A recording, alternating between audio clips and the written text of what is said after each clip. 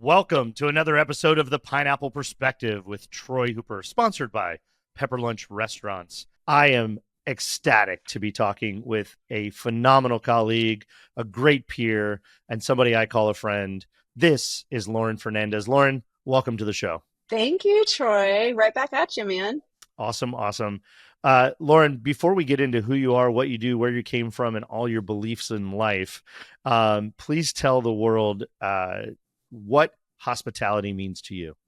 Wow, hospitality is what got me hooked into this industry because it's so deeply aligned with who I am as a person and how I was raised from the time I was a young child, which is you are doing the right things in life if your talent, opportunities, education, and experience are being used to their fullest capacity and in service to others. So to me, when I found my people and I got sucked into restaurants was because I think as an industry, we always live in service to others. So to me, that is what it means. That is a phenomenal answer, and didn't know that that's where it was going to come from, and I love it. It's fantastic. So, Lauren, where did that belief system come from, though? How was that recipe boiled up inside of you for your whole life? Like, give us some examples of how you came to that mindset. To know me is to really understand that I've been living this my whole life. And I think a lot of people would chalk it up to things like, oh, she's so ambitious and, you know, oh, she's so type A. And you can put whatever label you want on it. But I think the people who truly understand me probably have number one met my dad is Mm, really where this comes from. He is an immigrant to this country.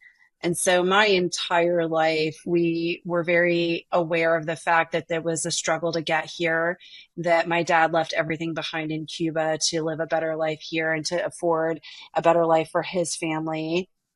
And I think some of this is cultural and generational and part of that immigration story. So for example, there was always a very high emphasis on education, on turning around and helping other people, lifting up other people around you, because there were so many people who've lifted up my family over the years, whether it was from when my dad came over at 10 and didn't speak English and had his 8-year-old brother to care for, or it was the people who helped my parents when they were, my dad was finishing med school and they had me as an infant, like there's just so much to be said for that level of gratitude and awareness of giving back that is so ingrained in the Fernandez family DNA.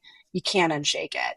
I think some of this is also super cultural. I will say that. And there is a high degree of commonality between my personal experience as first generation in this country and what hustle looks like. It is this notion of you have to do better than the generation preceding you, not just to lovingly take care of them and reward them for all of their hard work, but to also do better on the next generation that's coming after you. And for me, eldest daughter here, I take that stuff very seriously. And so I don't know. And I think the other thing I want to say is if you also know me, you know that I lost my mom very young in life. And part of that journey for me as a caregiver and someone who had that level of loss, I also have a profound understanding that every single day on this planet is a gift. So you put those two things together, and then it just sort of clicked for me. And in my mid 20s, there was this definitive shift from I need to go check all the boxes and have all the degrees and do all the things and get the gold star to really living a purpose and meaningful driven life that checks that first box, which is this in service to others? Is this serving my friends, my family, my community? And in my mind, the restaurant industry is just an extension of my community, right? To some extent, maybe even family, but that's like sort of the inner workings of my brain there. But I find a lot of commonality amongst anyone in the hospitality industry when you ask them where their service and their service minded attitude or their servant leadership comes from, you get the most fascinating answers because there's mm. always something. You're not always born with it. There's always something that shaped that in you.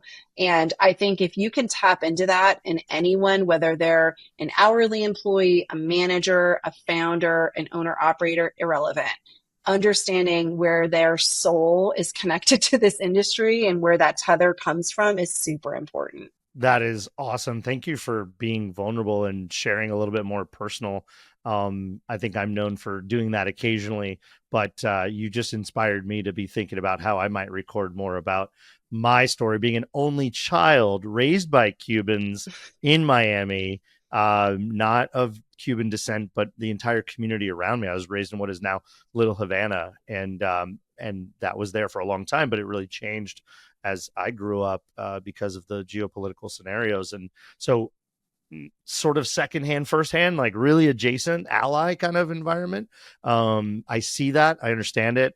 Only reason I can resonate deep and personal is that I was an only child raised by a single father. So I had the help of his mother, my grandmother, to raise me with him. But yeah, I get that. Like as you're talking, I'm like, oh, that probably says a little bit about why I am the way I am and where I'm at and what I've done, right? So I think it's fascinating. Thank you. So when you are coming up, I love that you give me this segue because you said all the degrees. I know a few things about you. Um, you became a lawyer, I did. and that makes sense from your story and why that might have been sort of something you felt drawn to do and Mm. prove to others, prove to yourself. And but that gave you a tremendous foundation. How did this growing up mindset, and I know a lot about the Cuban culture, so I get the hospitality piece of that, the welcoming of neighbors, the Friday or Mhm. Saturday nights on the back patio, and grilling or barbecuing or having sort of house parties or gatherings and community. So how did that mindset translate into lawyer Lauren? And tell us Mm. just a little bit about your story on the legal side, and because that ties into this restaurant business as well. It does. So I landed in law school. I actually have a JD and an MBA from Emory University, and was a phenomenal experience there, notwithstanding the fact that their business school is actually endowed by a Cuban named Roberto Goizueta and his family, which is amazing. Former CEO of Coca-Cola. Felt like needed to give a Cuban shout out there. That's amazing. Absolutely. Um, look, I went to law school. It was an intentional decision. I loved my time practicing law. I have always been at the intersection of business development, and the law. So for most of my career, I've been in product development, have worked with massive pharmaceutical companies in over 140 countries, but also obviously worked at focus brands doing a lot of food and beverage. And what I will say about that leap, which many people question, again, if you don't know me, the leap to go from pharma, which is one of the most coveted jobs for the type of law that I practice, and to go to focus brand, which, the budget was a tenth of what I was used to for even just one subject matter at at Novartis. And for what it's worth, it's not about the money, right? For me, it was about the experience, and I wanted to be closer to the customer experience. One of the things that I learned in launching products in pharma is you are 10 years and also 10 steps away from the end user of that product. And there's a lot of people in between who touch, and that is by design. It's how it's supposed to be. But wanted to be somewhere where I could more directly and routinely impact the business. And in the cycles of pharma, you're doing a product launch like every 10 years. It's not terribly common for new research and development to pop out a patentable invention that can then be turned into a product, which is essentially the playbook, right? So I'm thinking about these issues and like, wow, where am I going to get my next product to launch? And oh man, am I going to have to sit at this desk for 8 years until I get another product launch like this? And the phone rings, and it was Focus Brands. Specifically, it was a woman that I had gone to business school with who's still a very dear friend of mine. And she said, hey, I need you to come over and meet Russ Umfenhauer, our CEO. Just have coffee. I'm like, okay. I don't think I really even understood it was a job interview, to be honest with you. Right. So that was the beginning of the leap from pharma to food. I wasn't really actively seeking that kind of opportunity. And yet, in my heart, I knew I was missing a piece that was not aligning right. And so when I met the team at Focus, and as I kept talking to Russ, I realized if I was going to make the leap from pharma to food, that was the best place for me to go. At the time, Focus, now Go-To Brands, was one of the most respected franchisors in the industry. The team that was assembled around that table was extraordinary. Russ had some impeccable talent around that table. And I knew if I was going to learn this, I was going to learn it from them. And so I made the jump and never looked back. And I had this instinct to follow that was, I think these are my peeps, like these are my people. And I didn't know what that feeling was, but the minute I got into it and started doing the brand training and learning about all of the different aspects of franchising, I knew I had found home and I never ever have looked back. Well, to that point, at some point, you decide to go from the corporate to the entrepreneurial journey and you get involved with a fairly new brand. I think you Mm-hmm. were pretty early on, Mm-hmm. and you become a multi-unit franchisee. And then you do pretty good at it because you actually have an exit from that business. Mm-hmm. And that I think has a lot to do with where you are today. So I want to use that as the transition. How did you become a multi-unit franchisee? Why did you get into a particular brand? How long? And just tell us about that journey. The truth is, I wanted some operational experience. I wanted to build a long-term investment for me and for my family. I had seen all of these franchisees absolutely crush it in the Focus Brands family of brands. And I had, again, an overwhelming instinct that it was the right thing to do. So I was actively looking for brands to invest in. I knew I wanted early stage. I wanted rights to grow. I wasn't really sure about much else. So I actually vetted a number of different franchises. Some of them were service franchises, some of them were food, and I was pretty sure I wanted to stay in food. And someone had said to me, you should check out this emerging brand. It's called Chicken Salad Chick. It's founded by a woman. And I was like, tell me more. What? A brand Yeah. founded by a woman? And then it occurred to me, like, why isn't there more of that? But I didn't question it too much. And I'll sort of skip to the end. Actually, as it were, the territory had already been sold and partially developed by another group. And as it were, I ended up taking a business partner who knew those people, and then we ended up buying them out at some point. So we were actively searching for other brands to develop with, either as a franchisor or a franchisee, when it became apparent to us that we were going to be able to purchase the territory that we were sitting in for that brand. I could not have been more excited. So we took over three that had already been built and that were, I think it would be fair to say, in varying levels of distress. It was just not a great situation. And I rolled up my sleeves. I just said to my partners, I'll be back in 3 months. I'm going to be in the field. And I went out the day that we closed the deal. I'll tell you this story. We went to the closing, right? Like I just remember being in like You're like, typical, give me the keys. right. Well, the unit was open. I'll never forget this. We arranged for the key managers, because there were three, to meet us at this one unit and to make the announcement. So the previous owners went in, I went in with them.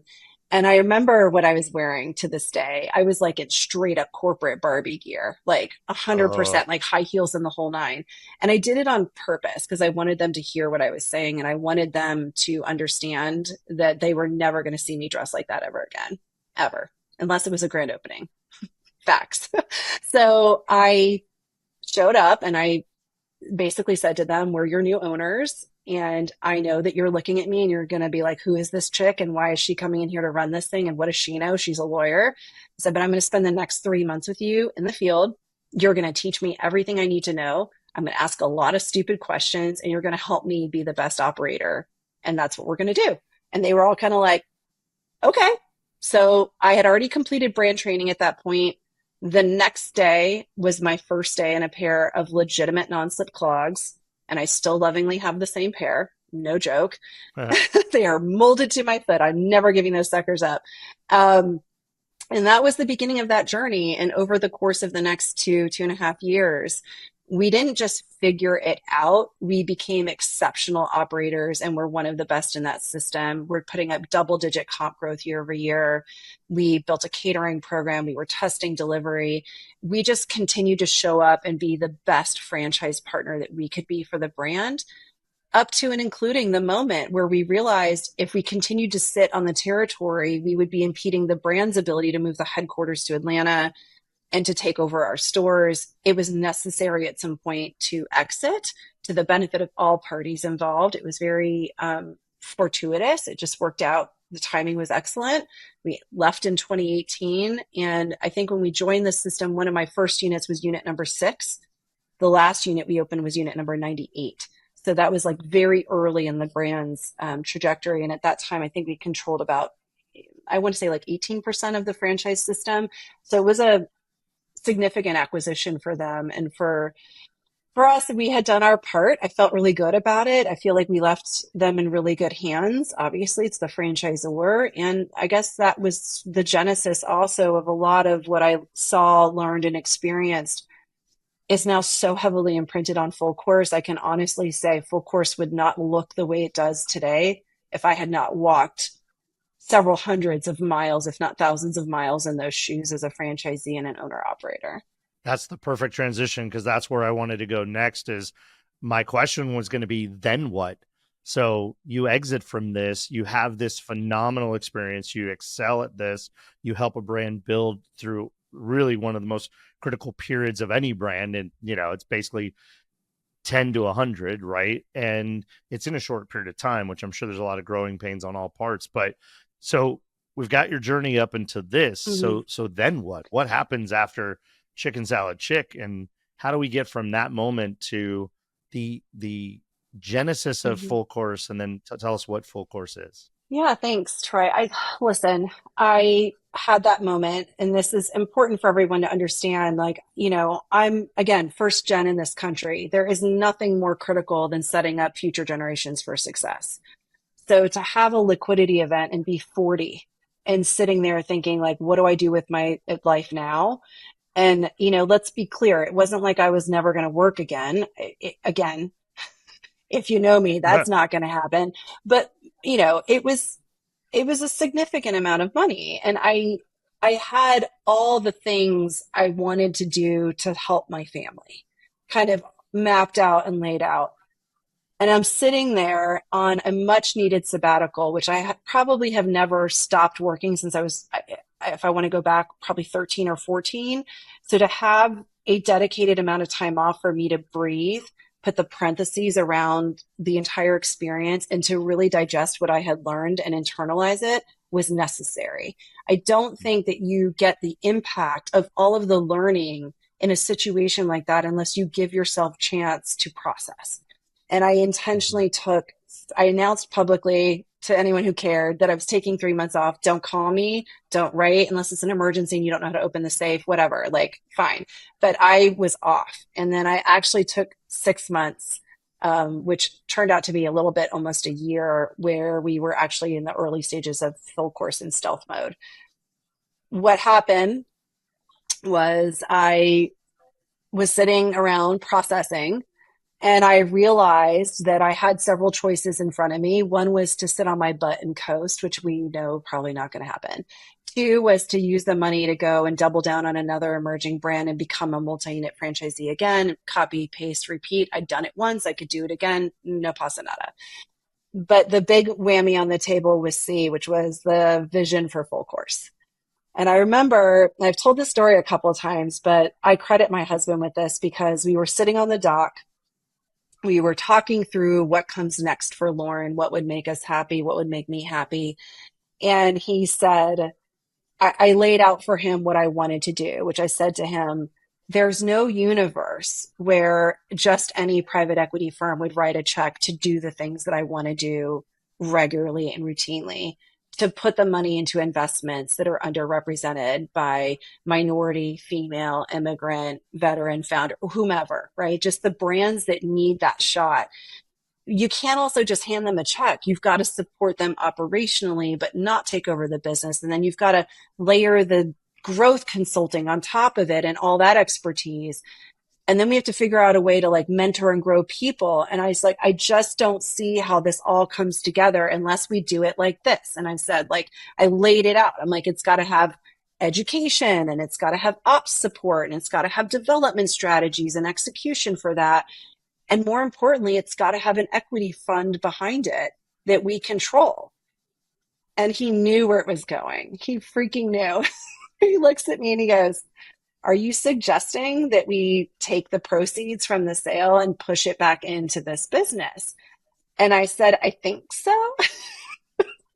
And he looked at He's me, like, thanks for outlining the business plan over a glass of right, wine by the right, pool. But I don't know exactly. if you realize this. You just wrote a business plan. So now you have to do it. And he looks at me and he did exactly that. He looked at me and just locked eyes and he said, if you do not do this, nobody else will. Mic drop, right? Goosebumps. Mic drop. Mic Yep. drop. And I was like, oh. And you could hear like the heaviness because this is a big ask. To this day, I will Yeah. tell you, we took off a huge bite and we are still chewing, people. Like, this is no joke. We're 5 years in. This is a monumental undertaking. And I make no bones about that because it's a lot of work to do all the things that we do. However, he said to me next, what are you scared of? And I said, that's a lot of money to raise. That's a lot of Yeah. money to raise. And he looked at me and he said, if anyone can do it, you can. And I was like, okay, Let's go. okay, let's go. And I highlight this moment often because I think in life as entrepreneurs, we are often faced with crossroads and really tough decisions. And sometimes we feel pulled in a certain direction because we feel the alignment, we feel all of the things in our being pulling us in that direction. Our intuition is screaming at us. And yet we know from experience how hard it's going to be.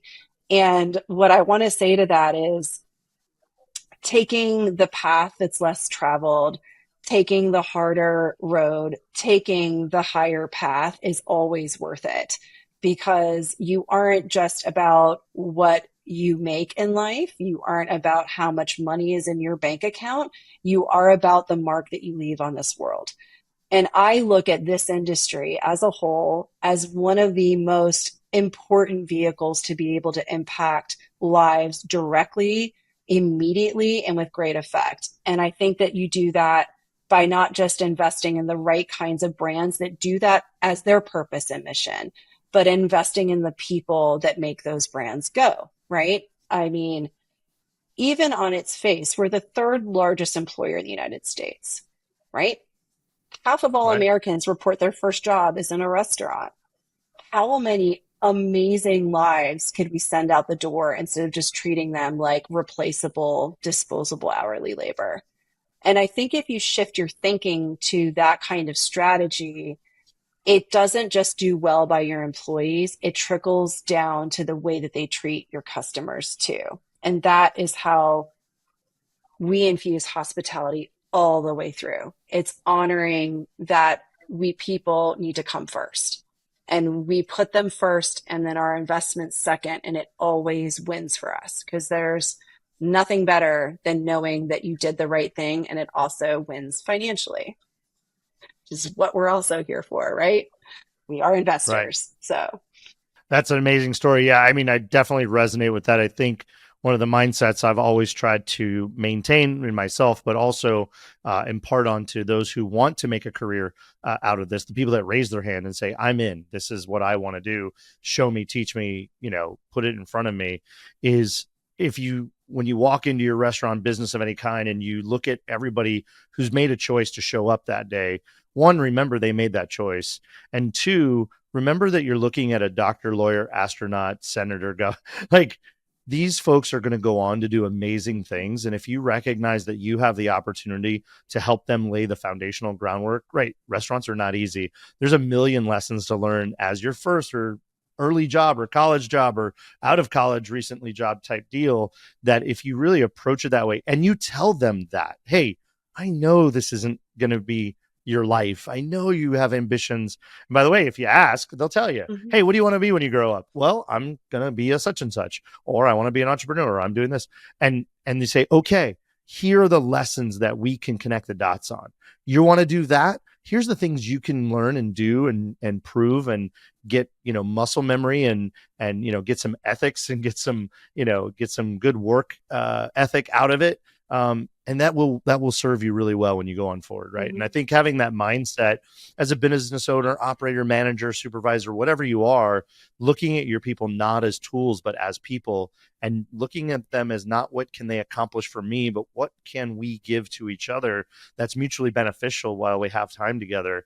It really changes the dynamic and it changes the outcome. To your point, you don't have all those problems of no shows and not, dirty, wrinkly uniforms, and all those things that we deal with in that part of the business, that those are symptoms of sort of a lack of respect and a lack of investment on both parts of the party. So Mm-hmm. I really appreciate, and I know that that's your mindset and you live it every day. So I love that we share that out publicly. So, Lauren, get a little bit more overt. Tell people exactly what Full Course does. You gave us sort of the why. You gave us the birthing story of where this came from. But for those that have never heard from you or don't know you well or haven't heard the story, what is exactly Full Course? Because you gave us that baseline Yeah. thesis. So, Full Course is the industry's first and only early stage investor in both food and restaurant brands. We come to the table with education, mentorship, operational support, and development expertise coupled with equitable investment for early stage brands. We primarily stay in the limited service space, so we love fast casual restaurants, but we are also differentiated as an omni-channel development expert, right? Our team is really well versed in a number of different ways you can grow your business, and that is part of our playbook. So we do company stores, we do franchising, we do non-traditional and licensing deals to help promote the brand in places like airports and universities. But we also do a significant amount of product development to help streamline operations, create quality control, and potentially additional revenue streams for the business.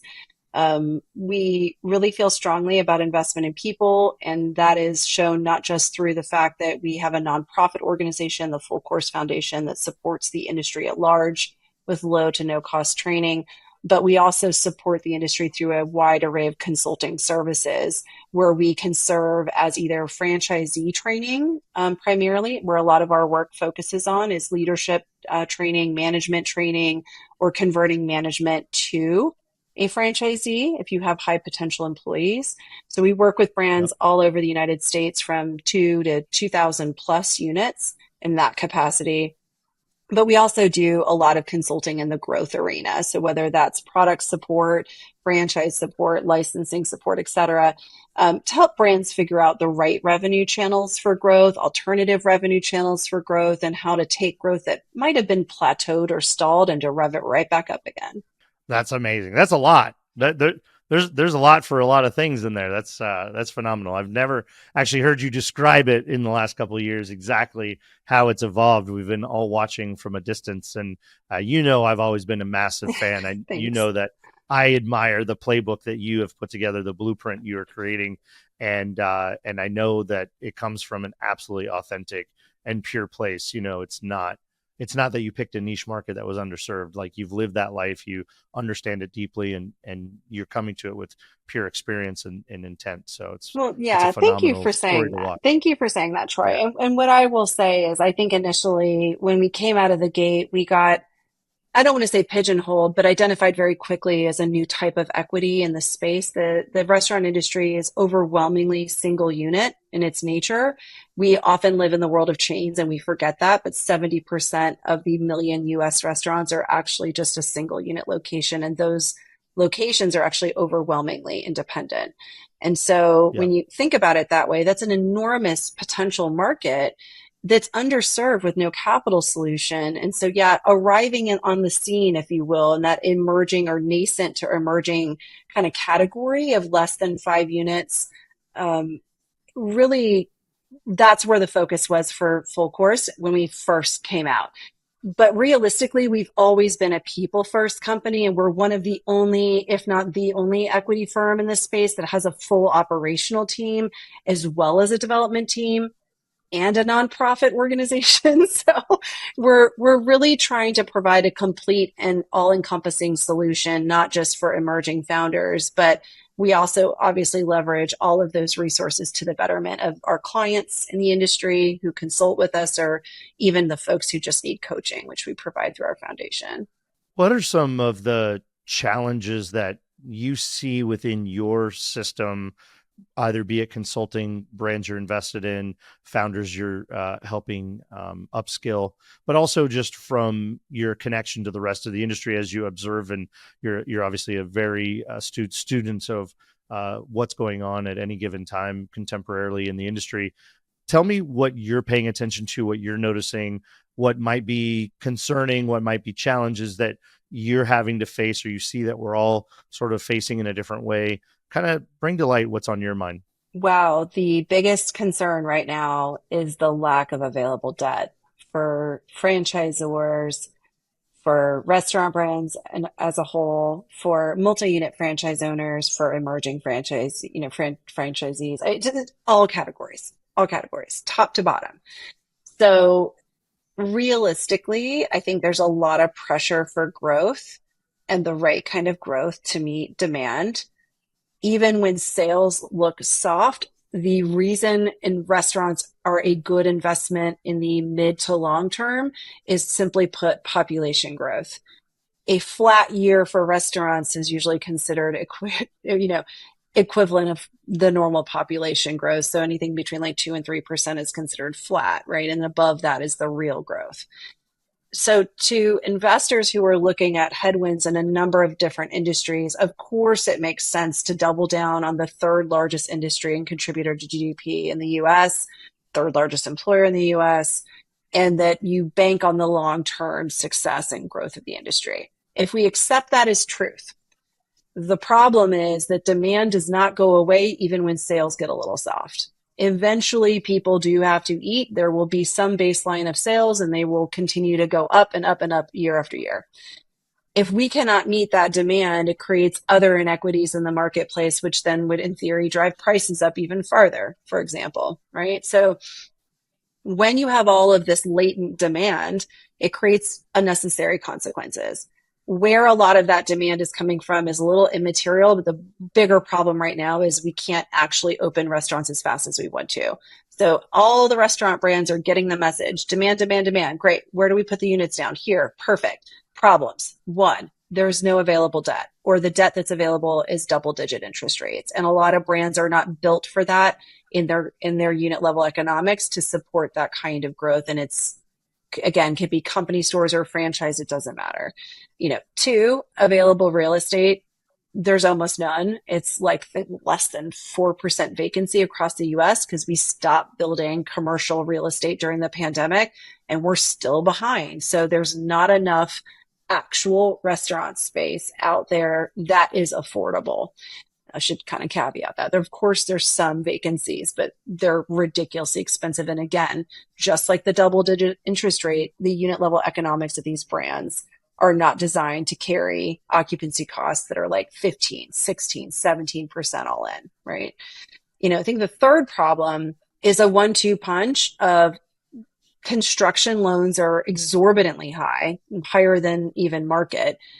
And the construction costs are still, I think, somewhat artificially inflated. I'm not an expert in that space, but that's my general sense, is that they went up with a lot of pressure during COVID and never came back down to market. So they're sitting really high on their costs, whether it's the contractor fee or materials or both. And I think we're seeing an analogous kind of situation with the way labor corrected in unit. So even when you have all these things combined, as an operator, you get open, and let's say you survive all of those three issues, you get open, and all of a sudden the labor model is shot because the market hasn't readjusted. And maybe we're there permanently. I think we're kind of all getting used to it. It is what it is now. But the reality is the pressures, even post opening, if you consider you may have too high rent and now you have too high labor, it's really eroding into profit margin.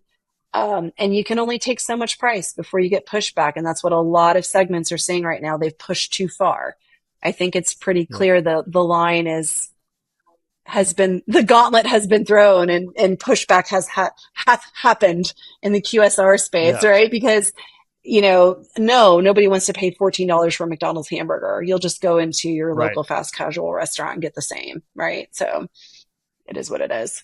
Well, that was a masterclass in the modern economic and macro demographic situation. You named it all, and it's true. And a lot of those are connected, right?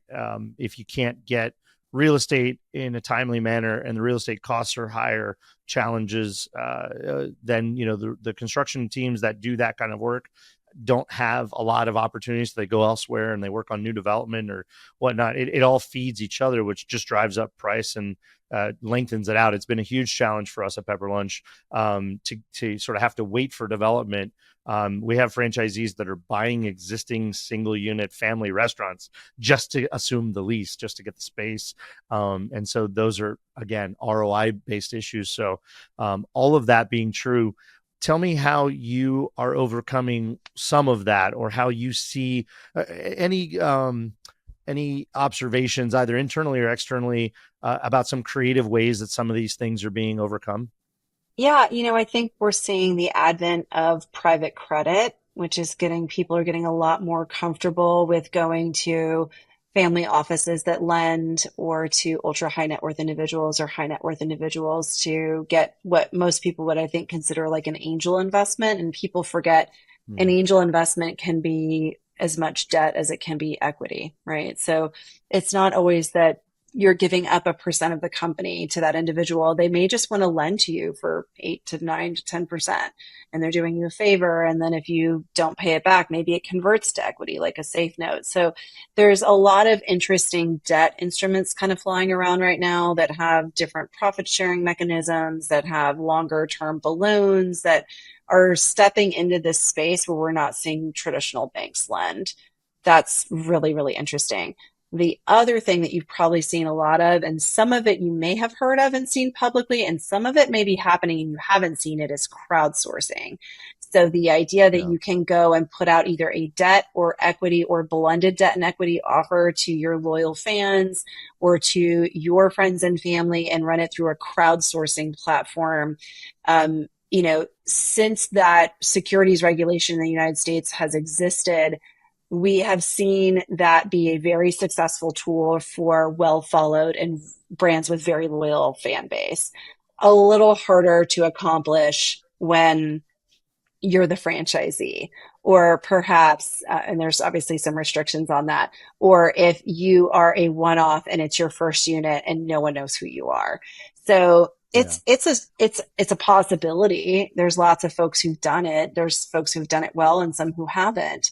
But I always remind people that there's a hidden cost to that capital too, and read the fine print on the fees associated with a lot of platforms out there, because you might find that marketing included, that cost of capital is probably actually closer to 10%, and then whatever you're offering. Like, I'll say that Right. again. 10% to the platform, and then you have to pay whatever to, debt offering to your investors. So there are some that are different than others, but I'll just say that's an interesting kind of emerging trend that we're seeing. Um, there's also been a lot of buzz around using IPOs to generate cash. I will say this. It's a very difficult time to put out an offering, whether it's a mergers and acquisitions scenario and you're putting a brand out for sale or part of a brand out for sale, or to be in the stock market. It's just a different place to offer for sale, but you're still getting the same level of scrutiny. It's just a very tough market right now. And so I think what we're seeing is that a lot of companies who might have considered an IPO to fund their own growth and or to refinance a lot of debt on their balance sheet are nervous about an IPO offering right now. Very nervous for a lot of reasons. Yeah, and that's a very specialized vehicle. Like, it Hmm. costs a lot of money. I heard somebody the other day on a podcast say upwards of $7 million to IPO. I'd known that you'd have to have between 1 million and 2 million to really realistically pay for all the services, fees, and experts. But it is interesting to see how, like Kava as an example, or other brands that have IPO'd what I would say pretty early in there, but and I was skeptical and I watched from a distance, and then you see the results and you're like, wow, they knew something I didn't, but also I'm not a Wall Street guy, right? So I don't come from that world of really understanding how to move that needle and make something work that on the surface is curious. If you want to see something really interesting, go pull the Domino's stock over the last Mm, since IPO and pin it against other blue chip stocks and other stocks that you might think are actually yielding crazy returns. Do it. The reason yeah, the market gets excited about really solid performing large companies doing an IPO is the same reason that we're saying really high net worth individuals are flocking to the restaurant space. It's because right. of the consistent year over year growth in the industry and the fact that it's considered a necessary good and service, right? It's not Yep. necessarily something that we can live without. Could everyone cook at home? Yeah. Will everyone cook at home? No, not going to happen. Right. So, it's viewed as a long term stable investment by many, many different people. And what I will say to that is when you put it on the stock market, you're putting it out for the average consumer. What you also capture in that moment is the same that you capture in a crowdsourcing situation. When you're crowdfunding, you tap that loyal customer, consumer, and raving fan. Guess what? When you IPO, they're at the table too, right? Right? I can tell you right now, there's a bunch of privately held companies that I am a massive fan of in the food space where if they IPO'd tomorrow, I'd be the first one at the trough. And I don't even buy Yeah. stock. I'm serious because What you just said was brand. You just said brand. It's exactly right. You have to build a brand, and that's it can right. be one store, three stores, 300 stores. It doesn't matter. Brand is what invites investment, right? Yeah. And that's investment of the customer, investment of the employee, and investment of the market for Hmm. sure. Hmm. Hmm. Lauren, I didn't think we were going to end this conversation talking about the stock market, but I'm always pleasantly surprised and excited about how our conversations go and where they end up. I can't wait to have many more of them. As a matter of fact, we're going to have some conversation in person this fall when I come to Atlanta for the QSR Evolution Conference. Really looking forward to being involved in that and being on a panel. Actually, I think I'm doing a small keynote or something, but I got a question for Hmm. you. Kind of end these shows with something light and personal. When I come to Atlanta uh, in the fall, where are we having a drink? What's that favorite bar? What's that local spot? What's that cool hip thing that only somebody like yourself connected internally in the community would know to take me? Where are we going? Okay. Are we having beer or cocktails? Cocktails, cocktails. Cocktails. Yeah. Okay. So if we're staying close to where the conference is, one of my favorite cocktails is actually at the Optimist. It's a restaurant on the west side of Atlanta. It's actually a seafood focused restaurant, but they have one of the most beautiful and best staffed bars in town. It's like my little secret. I just love that place so much. You can have some light fare and just really phenomenally crafted cocktails. But if you want the best beer, you got to pop into Monday night. They are locally founded. Actually, one of the co-founders is on our board at Full Course, Jeff Heck. He and I worked at Focus Brands together when he worked for Roar Capital. And we adore him and the brand and everything that it stands for, but it is legitimately the most amazing beer. So take your pick. I'm looking forward to a beverage crawl, I guess we could call it.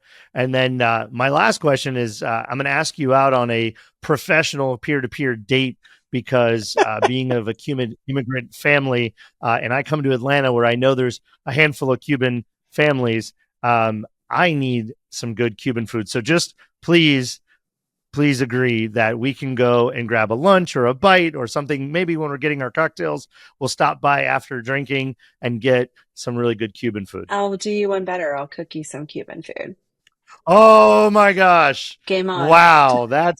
Hey, that's even better. Home cooked Cuban food. That Yep. would be, that's home for me. And I don't get home to Miami or and any city I'm in. I do try to seek that out and meet the families, and they all have a beautiful story and they all have ties back to places that I know and love and people sometimes that I know. And it's always a good time to connect back to that nostalgia of where you come from. So thank you for that. Of course. Lauren Fernandez, how do people find you in Full Course to consume more of your knowledge and experience and your wealth of sharing that you're so generous to give? Well, we love to talk to people. It does not matter where you are in your journey. If you are thinking of opening a restaurant or you've got thousands of them, we're happy to have a conversation. You can book a call with us directly at fullcourse.com.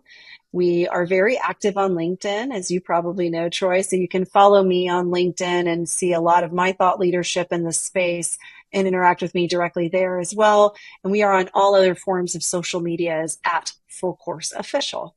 Awesome stuff. I encourage everybody to consume, connect, learn. They've got amazing offerings. They have free offerings. They have $99 offerings. There's a lesson in there from not only Lauren, but her amazing team that she's put together over many years. And they have the real on the ground experience from every level of this industry. So I would encourage everybody to check out Full Course.